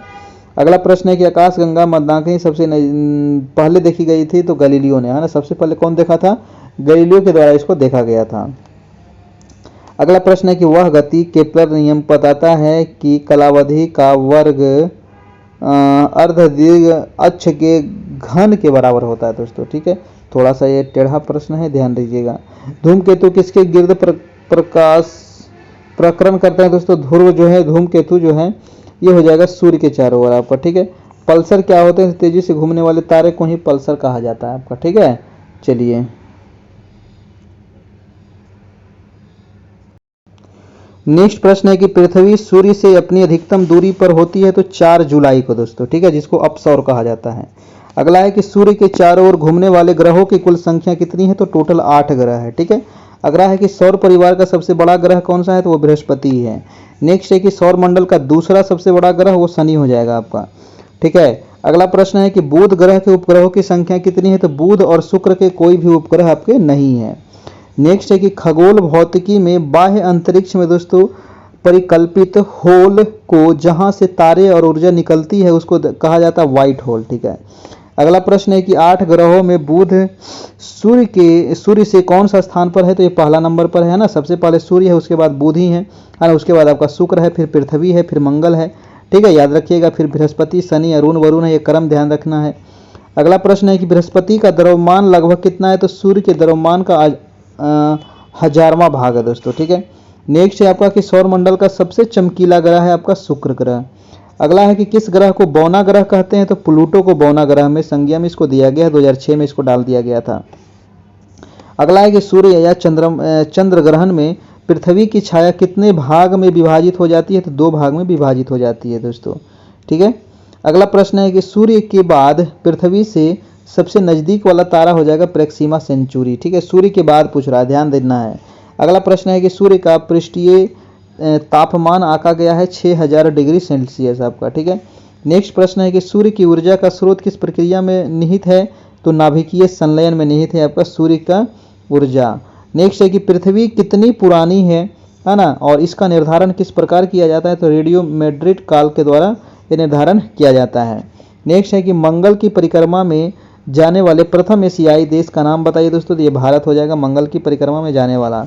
अगला है कि सूर्य से पृथ्वी तक पहुंचने में कितना समय लगता है। तो सूर्य से पृथ्वी तक उसका प्रकाश पहुंचने में दोस्तों 8 मिनट 20 सेकेंड लगभग समय लगता है। अगला प्रश्न है कि मध्य रात्रि का सूर्य कहा जाता है दोस्तों। ये ध्रुवीय वृत्त में देखने को मिलता है मध्य रात्रि का सूर्य। नेक्स्ट है कि हम सदैव चंद्रमा के उसी पृष्ठ को क्यों देखते हैं, है ना, मतलब उसका आधा भाग ही क्यों दिखाई देता है। क्योंकि पृथ्वी का चक्कर लगाने और अपनी धुरी पर घूमने में क्या होता है, समान समय लगता है, इसके वजह से। नेक्स्ट प्रश्न है कि लघु ज्वार भाटा होता है दोस्तों। ये दुर्बल होता है, नाम ही है लघु तो दुर्बल होगा, है ना। अगर उच्च होता तो ये मजबूत होता आपका। अगला प्रश्न देखिएगा, कह रहा है आपका प्रश्न कि किसके गुरुत्वाकर्षण के कारण ज्वार भाटा आता है। तो पृथ्वी और सूर्य और चंद्रमा के बीच गुरुत्वाकर्षण के वजह से, ठीक है। सबसे ज़्यादा योगदान किसका होता है, चंद्रमा का होता है। अगला प्रश्न है कि अपने अक्ष पर पृथ्वी एक चक्कर कितने समय में पूरा करता है। तो 23 घंटे 56 मिनट और 4.9 सेकेंड। नेक्स्ट है कि किस तिथि पर दक्षिणी गोलार्ध पर शीतकाल अयनांत होता है। तो शीतकाल कह रहा है दक्षिणी गोलार्ध पर दोस्तों, तो 21 जून को हो जाएगा, क्योंकि 21 जून को उत्तरी गोलार्ध पर क्या होता है, गर्मी होता है आपका, है ना। अगला प्रश्न है कि दोस्तों कि कहाँ पर दिन और रात बराबर होगा। तो भूमध्य रेखा पर, है ना, 21 मार्च और 23 सितंबर को। नेक्स्ट है कि पृथ्वी से टकराने वाला परावैंगनी विकिरण किसके अपक्षय के कारण होता है दोस्तों। तो ओजोन के अपक्षय के कारण। अगला है कि विविध जलवायु एवं मौसम दशाओं को बदलने वाली सभी महत्वपूर्ण वायुमंडलीय प्रक्रियाएं कहाँ घटित होती है। तो ये सारा काम होगा क्षोभ मंडल में ही आपका। नेक्स्ट है कि पृथ्वी पर मौजूद वायुमंडलीय परतों की संख्या कितनी है, 5। कौन कौन से हैं। तो क्षोभ मंडल, समताप मंडल, आयन मंडल, है ना, क्षोभ मंडल, समताप मंडल, मध्य मंडल, आयन मंडल और बहिर्मंडल, ठीक है। ये 5 मंडल आपको याद रखिएगा। अगला प्रश्न है कि वातावरण की वह परत जो रेडियो तरंगों को परिवर्तित करती है दोस्तों, तो वो हो जाएगा आयन मंडल। नेक्स्ट है कि सूर्य से पृथ्वी को प्राप्त ऊष्मा को कहते हैं सौर विकिरण। अगला है कि क्षोभ मंडल वायुमंडल का सबसे तप्त भाग है, क्योंकि यह पृथ्वी के पृष्ठ से तप्त हो जाता है, इसके वजह से। नेक्स्ट है कि ओजोन परत कहाँ पाया जाता है दोस्तों। तो ये समताप मंडल में, जो दूसरा नंबर पे है। अगला है कि पृथ्वी को क्षितिज के समानांतर घेराव करने वाली काल्पनिक रेखाएं क्या कहलाती है। तो अक्षांश कहलाती है। नेक्स्ट है कि 2 घंटे के अंतराल के लिए देशांतर दूरी खाली स्थान के बराबर होती है दोस्तों। तो 30 डिग्री के बराबर होती है 2 घंटे के अंतराल के लिए, ठीक है, क्योंकि याद रखना है 30 डिग्री। अगला प्रश्न है आपका कि विश्व के सभी अंगों में 23 सितंबर को दिन और रात क्या होता है, बराबर होता है। और कह रहा है कि समान लंबाई को क्या कहते हैं, शरदकालीन विषुव इसको कहा जाता है। नेक्स्ट है कि कौन सा काल्पनिक रेखा 0 डिग्री अक्षांश पर स्थित है, भूमध्य रेखा हो जाएगा। अगला है कि कौन सी काल्पनिक रेखा ग्लोब को 2 भाग में बांटता है। तो वो भी हो जाएगा विषुवत रेखा, यानी कि 0 डिग्री, जिसको आप इक्वेटर कहते हैं। नेक्स्ट है कि उपोष्ण उच्च दाब के कटिबंधों को और क्या पुकारते हैं दोस्तों। तो हॉर्स लैटिट्यूड कहा जाता है उपोष्ण उच्च दाब के क्षेत्र को, ठीक है। अगला है कि डोल्ड्रम दबाव क्षेत्र किन 2 अक्षांशों के मध्य स्थित है। तो 5 डिग्री उत्तर और 5 डिग्री दक्षिण को डोल्ड्रम कहते हैं ना। ये 0 डिग्री के 5 डिग्री ऊपर 5 डिग्री नीचे को आपका, ठीक है, शांत क्षेत्र इसको कहा जाता है। अगला प्रश्न है कि कंटूर वे काल्पनिक रेखाएं जो दोस्तों बराबर ऊंचाई वाले क्षेत्र को मिलाती है, उसी को कंटूर लाइन कहते हैं। अगला है कि संभार रेखाएं कहा जाता है दोस्तों। संभार रेखाएं क्या दर्शाती है, दाब को दर्शाती है, ठीक है, संभारी रेखाएं। नेक्स्ट है कि एक ही तापमान वाले स्थानों को जोड़ने वाली काल्पनिक रेखा को समताप रेखाएं कहते हैं, ठीक है। अगला प्रश्न है कि मानचित्र बनाने के विज्ञान को क्या कहते हैं, कार्टोग्राफी कहते हैं मानचित्र के विज्ञान को बनाने को। नेक्स्ट है कि आरंभ और अंत की रेखाओं का संरेखन इस प्रकार व्यक्त किया जाता है। चलिए क्वेश्चन को हटाइए, अरे क्वेश्चन ठीक नहीं है, इसमें कुछ लगता है गड़बड़ दे रहा है। अगला प्रश्न देखते हैं, प्राकृतिक एवं मानव निर्मित दोनों रूपों का दर्शाने वाले बड़े पैमाने पर मानचित्र को कहते हैं दोस्तों विषय संबंधी मानचित्र उसको कहा जाता है ना। ये मानचित्र से संबंधित कुछ प्रश्न है। दुनिया की छत कहते हैं पामीर की पठार को दोस्तों, ये तो आपको पता होगा, बहुत बार पूछा गया है ना। वीडियो को आप लोग लाइक भी करते चलिएगा थोड़ा सा। कौन सी रेखा भारत को पाकिस्तान से अलग करती है दोस्तों, तो रेड क्लिफ रेखा। अगला है कि नेपाल भारत के अलावा किस अन्य देश के साथ सीमा बनाती है। तो नेपाल दोस्तों आपको चाइना के साथ भी सीमा नेपाल का बनता है, ठीक है, ये भी आप याद रखिएगा। मैकमोहन रेखा किसके किसके बीच है दोस्तों, तो ये भारत और चीन के बीच है। अगला है कि किन देश के साथ चीन सबसे लंबी सीमा बनाती है, तो मंगोलिया के साथ है। अगला है कि मरुस्थली भवन को रोका जाता है दोस्तों, तो रक्षक मेखलाएं बना करके, ठीक है। मरुस्थलीय जो वन है ना, इसको रोका जाता है मरुस्थली भवन को रोका जा सकता है, तो ये रक्षक मेखलाएं बना करके। देखिए क्या होता है ना मरुस्थलीय क्षेत्र में, तो जहाँ पे मरुस्थल होता है दोस्तों, तो मतलब वहाँ पर एकदम क्रम से दोस्तों पेड़ लगा दिए जाते हैं ना, यहाँ पर पेड़ लगा दिया जाएगा, ठीक है, क्रम से आपको। तो ये क्या होता है, हवाएं क्या हो जाती है, रोक लेती है आपको, ठीक है, इस प्रकार से। अगला प्रश्न है कि सहारा अफ्रीका के किस हिस्से में स्थित है, तो उत्तरी में है आपका, ठीक है। सहारा मरुस्थल कहाँ है, तो उत्तरी अफ्रीका में। अफ्रीका में अस्वान डैम बनाया गया है दोस्तों, नैसार में बनाया गया है अस्वान डैम आपका, ठीक है। नेक्स्ट प्रश्न है आपका कि सबसे कम क्षेत्र वाला भारत का पड़ोसी देश हो जाएगा भूटान, है ना, सबसे कम क्षेत्रफल, है ना, सबसे छोटा पड़ोसी हमारा यही है, ठीक है। चलिए थोड़ा सा आज कल थोड़ा सा कुछ काम हो गया था ना, तो इसकी वजह से थोड़ा सा दिमाग अभी काम थोड़ा कम कर रहा है, थोड़ा थक गए थे, है ना, आराम ज़्यादा नहीं किए थे, ठीक है, तो इस वजह से थोड़ा सा, चलिए कोई बात नहीं है, इसको हम लोग पूरा करते हैं, ठीक ना। वीडियो को भी आप लोग थोड़ा सा लाइक कर दीजिएगा जितने लोग लाइव हैं। अगला प्रश्न है कि भारत का कौन सा पड़ोसी देश वर्मा के नाम से भी जाना जाता है, तो ये म्यांमार को कहते हैं दोस्तों वर्मा, है ना, पहले इसको बर्मा के नाम से जाना जाता था। नेक्स्ट है कि संसार की सबसे बड़ी कंक्रीट संरचना माना जाने वाला थ्री गॉर्जेज डैम किस देश में है दोस्तों, तो ये चीन में है आपका, ठीक है, याद रखना है। अगला प्रश्न है कि हेल्गोलैंड किस देश का द्वीप है, तो ये जर्मनी का द्वीप है आपका, ठीक है। अंधकारमय महाद्वीप कहाँ है, तो ये अफ्रीका को कहा जाता है अंधकारमय महाद्वीप दोस्तों, अंध महाद्वीप इसको कहते हैं, अंधकारमय महाद्वीप यहाँ पर नाम दिया है। अगला है कि विश्व का सबसे बड़ा द्वीप हो जाएगा ग्रीनलैंड, है, जिस पर डेनमार्क का अधिकार है आपका, ठीक है। अगला प्रश्न है कि पुराने समास प्रदेश का नाम बताइए दोस्तों, थाईलैंड हो जाएगा, ठीक है,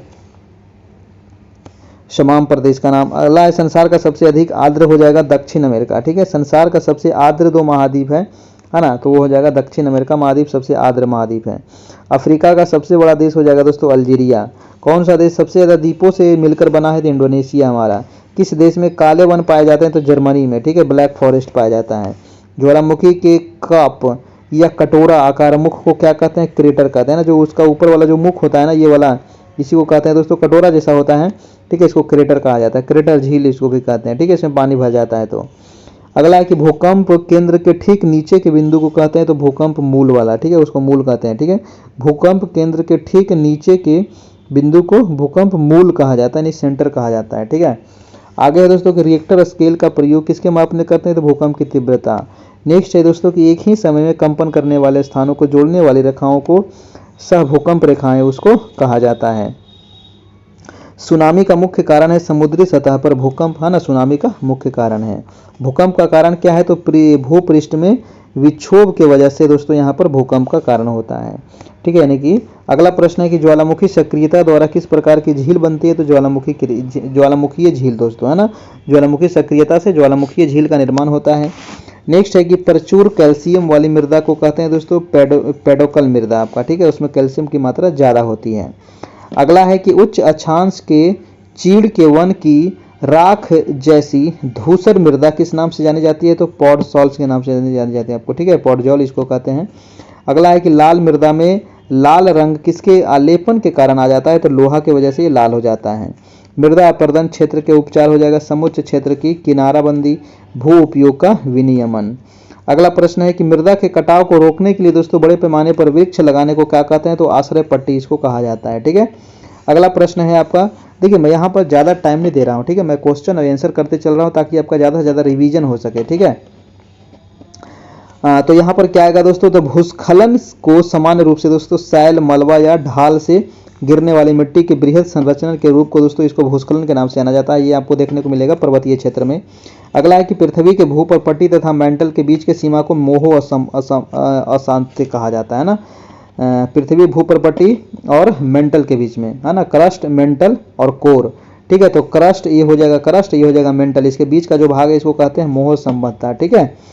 अगला प्रश्न है दोस्तों कि समय के साथ विसर्प लूप नदी से कट जाते हैं और एक अलग झील बन जाता है, उसको कहते हैं चाप झील, ठीक है, इसको चाप झील भी कहा जाता है, या फिर इसी को अनूप झील भी कहा जाता है, या फिर इसी को दोस्तों और भी नाम है इसका, ध्यान नहीं आ रहा है, और भी इसको नाम से जाना जाता है दोस्तों आपका, ठीक है, गोखुर झील, है ना, इसी को गोखुर झील कहा जाता है, ध्यान रखिएगा। प्रश्न है कि किसी चट्टान को स्व स्थान पर तोड़ देना क्या कहलाता है, अपक्षेपण कहलाता है ना, किसी चट्टान को स्व स्थान पर ही तोड़ देना दोस्तों उसको अवक्षेपण कहा जाता है, और फिर एक जगह से दूसरे जगह जो ढो दिया जाता है उसको अपर्दन कहा जाता है, और दूसरे जगह ले जाकर के जो जमा कर दिया उसको निक्षेपण कहा जाता है। अगला है कि कायांतरण चट्टानों में क्या परिवर्तित कर देता है, तो संरचना और गठन इसमें क्या हो जाता है दोस्तों, कायांतरित चट्टान में परिवर्तित हो जाता है ताप और दाब की क्रिया की वजह से, है ना। नेक्स्ट प्रश्न है आपका कि बलुआ पत्थर किस प्रकार की चट्टान है, तो ये अवसादी चट्टान है आपका बलुआ पत्थर।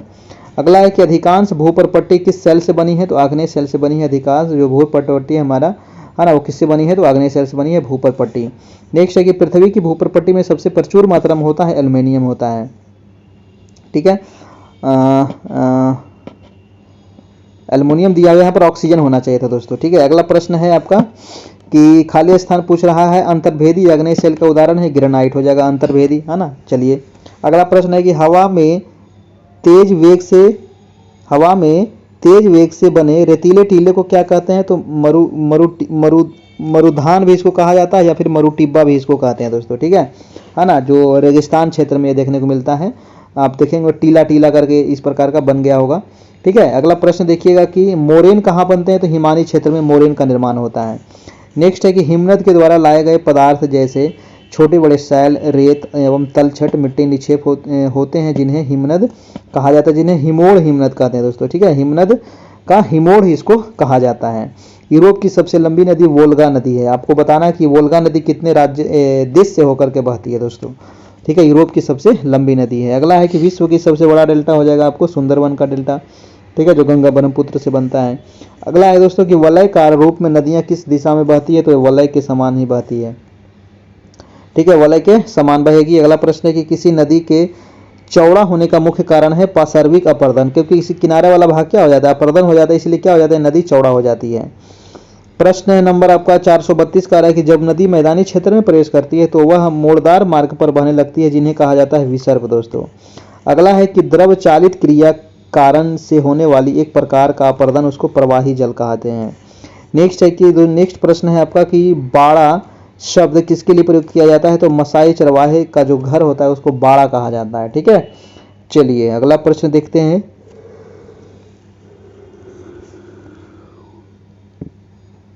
प्रश्न कह रहा है कि ट्रांस साइबेरियन रेलवे के टर्मिनल है सेंट पीटर्सबर्ग और व्लादिवोस्टॉक, है ना। ये दुनिया का सबसे लंबा रेलवे स्टेशन है दोस्तों, है ना। दो रेलवे, है ना, सबसे लंबा रेलवे आपका यही है आपका, ठीक है। ट्रांस पीटर्सबर्ग से व्लादिवोस्टॉक, ट्रांस साइबेरियन। अगला है कि विश्व में भारतीय रेल नेटवर्क हो जाएगा दोस्तों चौथी नेटवर्क, सबसे बड़ी है। सबसे बड़ा आपका किसका, अमेरिका का है, ठीक है। सबसे बड़ा नेटवर्क भारत का कैवा नंबर पर है, चौथा पर है आपका। नेक्स्ट प्रश्न है दोस्तों कि व्यापार की दृष्टि से सर्वाधिक व्यस्त महासागर हो जाएगा उत्तरी अटलांटिक, है ना। यहाँ अटलांटिक दिया हुआ, यहाँ पर उत्तरी कर लीजिएगा, है ना, उत्तरी अटलांटिक महासागर।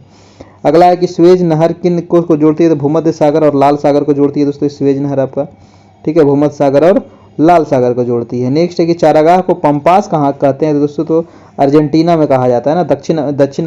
दक्षिण अफ्रीका लिख दिया है, दक्षिण अमेरिका का दोस्तों जो अर्जेंटीना है उसको वहाँ का जो घास का मैदान है उसको पंपास कहते हैं। अगला प्रश्न देखिएगा कि उत्तरी अमेरिका के शीतोष्ण घास के मैदान को प्रेरी कहा जाता है, दक्षिण अमेरिका पंपास कहते हैं, दक्षिण अफ्रीका नहीं अमेरिका कर लीजिएगा। अगला दक्षिण अफ्रीका का तो वेल्ड कहा जाता है आपका, ना यहाँ पर गलती दे दिया है। प्रश्न है कि उष्णकटिबंधीय घास स्थल को कहते हैं सवाना, है ना। उष्णकटिबंधीय घास स्थल को सवाना कहा जाता है, बहुत बढ़िया। अगला प्रश्न है आपका कि स्टेप शब्द किस जैव विविधता से है, जैव क्षेत्र संबंधित, तो ये घास स्थल है दोस्तों, स्टेपी या फिर स्टेप इसको कहा जाता है, ठीक है। नेक्स्ट प्रश्न है कि किस देश में मुसलमानों की संख्या सबसे अधिक है, तो इंडोनेशिया में। जी हाँ, सबसे ज़्यादा इंडोनेशिया में क्या मुसलमान है ना, याद रखिएगा। अगला प्रश्न है कि वन्य जीव के कल्याण के लिए आरक्षित क्षेत्र को कहा जाता है अभय वन, है ना, इसी को अभय वन भी कहते हैं। कौन सा पर्यावरण का एक अजैव घटक है दोस्तों, तो वो पानी, ठीक है। अगला है कि ग्रीन हाउस प्रभाव का मुख्य कारण है दोस्तों कार्बन डाइऑक्साइड। नेक्स्ट है कि वन अनाच्छादन के कम होने का मुख्य कारण है बढ़ती हुई आबादी, ठीक है। अगला है कि रामसर सम्मेलन का मुख्य उद्देश्य क्या है, तो आर्द्र भूमि का संरक्षण, ठीक है, रामसर सम्मेलन। नेक्स्ट है कि किसी प्राकृतिक प्रदेश में समरूपता होती है, तो जलवायु और प्राकृतिक वनस्पति की समरूपता होती है। अगला है कि पृथ्वी का विशालतम पारिस्थितिक तंत्र है जीवमंडल, है ना। विशालतम पारिस्थितिक तंत्र क्या है, तो जीवमंडल है। नेक्स्ट है कि किस पारिस्थितिक तंत्र में सबसे अधिक बायोमास पाया जाता है, तो वन पारिस्थितिकी में दोस्तों, ठीक है। चलिए तो हम लोग 450 पूरा कर लिए हैं, अब 50 क्वेश्चन और बचा है, तो वीडियो को आप लोग लाइक कर दीजिएगा थोड़ा सा। प्रश्न है कि किस कारण से वनों के लिए विशाल क्षेत्र रखने की आवश्यकता है तो पारिस्थितिक संतुलन के लिए, ठीक है। अगला है कि वन कटाई से मृदा का तेजी से संक्षारण होता है, ठीक है। वन कटाई से मृदा का संक्षारण होता है। उप भूपृष्ठीय जल के प्रवाह पर भी प्रतिकूल प्रभाव पड़ता है। ये दोनों कारक सबसे बुरी तरह किसे प्रभावित करती है, तो पारिस्थितिक जो प्रणाली हमारा उसको सबसे ज़्यादा ये क्या करती है, तो प्रभावित करती है। अगला प्रश्न है कि आभासी वृक्ष रहित विरल वनस्पति कहाँ पाई जाती है, तो ये टुंड्रा में। नेक्स्ट है कि विश्व की भूमि का कितना क्षेत्र उष्णकटिबंधीय वर्षा वन है दोस्तों, तो 10% है ना। विश्व की भूमि का कितना प्रतिशत क्षेत्र उष्णकटिबंधीय वर्षा वन है, तो 10% है। अगला है कि वन कटाई की दर किसमें सबसे अधिक होती है, तो उष्णकटिबंधीय क्षेत्र में आपका। नेक्स्ट है सदाबहार किस्म के वन कहाँ पाए जाते हैं, तो भूमध्य सागरीय क्षेत्र में, ठीक है। सदाबहार भूमध्य सागरीय नहीं, भूमध्य रेखीय यानी कि 0 डिग्री के पास, ठीक है। अगला है कि ध्रुवीय क्षेत्र में भूमध्य रेखा की ओर जाने पर पौधों और पशु प्रजातियों की वृद्धि क्या हो जाती है, बढ़ते जाती है ना। जैसे जैसे हम ध्रुवीय क्षेत्र से भूमध्य रेखा की तरफ आएंगे तो विविधता दोस्तों बढ़ती जाती है। अगला प्रश्न है कि कृष्ण भूमि को किस रूप में परिभाषित किया जाता है दोस्तों, तो कुल प्रतिभूमि का, कृष्ण नहीं है, कृष से यहाँ पर लिखना चाहिए, मैंने यहाँ पर गलती लिख दिया है। कृषि भूमि को किस रूप में परिभाषित किया जाता है, तो कुल प्रति भूमि जोड़ निवल बुआई की गई भूमि को कृषि भूमि कहते हैं। अगला है कि व्यापारिक रूप से महत्वपूर्ण सूती रेशे क्या है, तो बीजों के अधिपर्ची रोम। नेक्स्ट है कि विश्व का सबसे बड़ा कॉफ़ी उत्पादक देश जो है वो ब्राज़ील है। अगला है कि IR20 किस चीज़ की अधिक पैदावार करने वाली किस्म है, तो चावल की, ठीक है। IR20 कौन सा देश जो है सबसे अधिक टिम्बर पैदा करता है, तो संयुक्त राज्य अमेरिका सबसे अधिक टिम्बर का उत्पादन होता है। अगला प्रश्न है कि द्रुमावशेष और वर्ण कृषि को मिल्पा के नाम से कहाँ जानते हैं दोस्तों, मैक्सिको और सेंट्रल अमेरिका में दोस्तों इसको मिल्पा कहते हैं, ठीक है ना, याद रखिएगा। चलिए अगला प्रश्न कह रहा है यहाँ पर कि वनस्पतिक संसाधन, है ना, वनस्पतिक संसाधन वे संसाधन है जिनकी मात्रा ज्ञात होती है आपका। अगला प्रश्न है कि वर्ष 2015-16 में भारत के लिए यूरेनियम का सबसे बड़ा निर्यातक जो देश है वो है कनाडा दोस्तों, ठीक है। सबसे ज़्यादा यूरेनियम कनाडा से होता है। अगला है कि संसार में स्वर्ण का सबसे बड़ा जो भंडार उत्पादक जो हो जाएगा वो दक्षिण अफ्रीका हो जाएगा। जिन संसाधनों का प्रयोग बार बार निरंतर किया जाता है उसको कहते हैं दोस्तों नवीकरणीय, है ना। बार बार इसको आप कर सकते हैं, एक बार बनाने के बाद दोबारा इसका यूज कर सकते हैं बना करके। अगला प्रश्न है कि परमाणु ऊर्जा एक खनिज आधारित ऊर्जा होती है, यह निकाली जाती है कहाँ से, तो यूरेनियम से, थोरियम से या प्लूटोनियम से परमाणु ऊर्जा दोस्तों आपका, ठीक है। अगला प्रश्न है कि प्रमुख दक्षिण पश्चिम एशियाई तेल क्षेत्र कहाँ है, तो फारस की खाड़ी के तटीय क्षेत्र में सबसे महत्वपूर्ण क्षेत्र आपको वहाँ पर है। अगला विश्व में ऊन का सबसे बड़ा उत्पादक हो जाएगा आपका चीन। यहाँ पर देखिए चीन दिया है, लेकिन आपको ज़्यादा करके ऑस्ट्रेलिया पूछा जाता है ना, ऑस्ट्रेलिया में होता है सबसे ज़्यादा ऊन। अगला प्रश्न है दोस्तों कि आर्द्र विषुवतीय जलवायु में वर्षा का मुख्य कारण क्या है, संवहनीय, है ना। कुछ क्वेश्चन लगता है यहाँ पर कुछ नहीं है, एक आधो क्वेश्चन होगा, ठीक है, जो आपको एरर टाइपिंग हो गया मिस्टेक। अगला प्रश्न है कि सर्वाधिक वर्षा के कारण भूमध्य सागरीय क्षेत्र पहचाना जाता है, तो वो शीतकाल में, ठीक है। चलिए कोई दिक्कत नहीं है, एक आपको 2 क्वेश्चन अगर गलत भी है तो आप कोई दिक्कत नहीं है, ठीक है ना। 1-2 क्वेश्चन होता है, हर एक चीज़ में होता है गलती, है ना। आपको 99% आपको याद है ना, कोई दिक्कत नहीं, 99% भी अगर आपको याद है तो आपका रिजल्ट हो जाएगा। अगला प्रश्न है कि स्थल समीर वह शीत समीर है जो स्थल से समुद्र की ओर चलेगा। स्थल समीर किधर चलेगा, तो स्थल से समुद्र की ओर, और समुद्री समीर किधर चलेगा, तो समुद्र से स्थल की ओर, बस याद रखना है।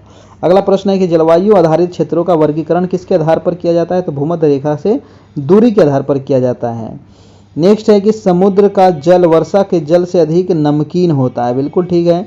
नदियाँ क्यों नमकीन क्यों होता है, तो नदियाँ जो है मिट्टी से नमक ढोकर उन्हें समुद्र में मिला देती है और वो पानी फिर क्या हो जाता है, नमकीन हो जाता है। अगला है कि टाइफून प्रायः आते हैं दोस्तों चीन और जापान के समुद्रों में टाइफून बहुत ज़्यादा आता है। अगला प्रश्न है कि किस प्रदेश में पूरा साल वर्षा होता है दोस्तों, विषुवतीय क्षेत्र में, यानी कि जो 0 डिग्री के आसपास जो क्षेत्र है वहाँ पर सालों भर बारिश होगी। नेक्स्ट है कि मालदीव का गंभीर पर्यावरण निम्न कोटिकरण अनिवार्यतः किसके कारण माना जाता है दोस्तों, मालदीव का, तो यहाँ पर उत्तर कह रहा है कि उच्च जनसंख्या घनत्व, निरंतर मृदा अपरदन, जल और वायु का औद्योगिक प्रदूषण के कारण, ठीक है। अगला प्रश्न है कि वायुमंडलीय दाब में सहसा पतन यानी कि गिरावट किसका संकेत है दोस्तों, ये तूफान का, है ना। अगर एकाएक गिर गया तो वो तूफान आने का आपका संकेत है। अगला प्रश्न है कि बादल वायुमंडल में तैरते हैं, अपने अल्प घनत्व के कारण ही वो बादल में तैरते नजर आते हैं आपको। ठीक है, नेक्स्ट प्रश्न है कि आर्द्रता मापने के लिए किस उपकरण का, तो आर्द्रता मापने के लिए किसका उपयोग, स्फिग्मो मैनोमीटर करते हैं ना भाई, सॉरी, आर्द्रता मापने के लिए हाइग्रोमीटर हम लोग करते हैं। यहाँ पर देखिए कुछ और दे दिया है। ठीक है, एक मिनट, ये हम आगे चल गए ना। चलिए, हम कहाँ थे भाई साहब,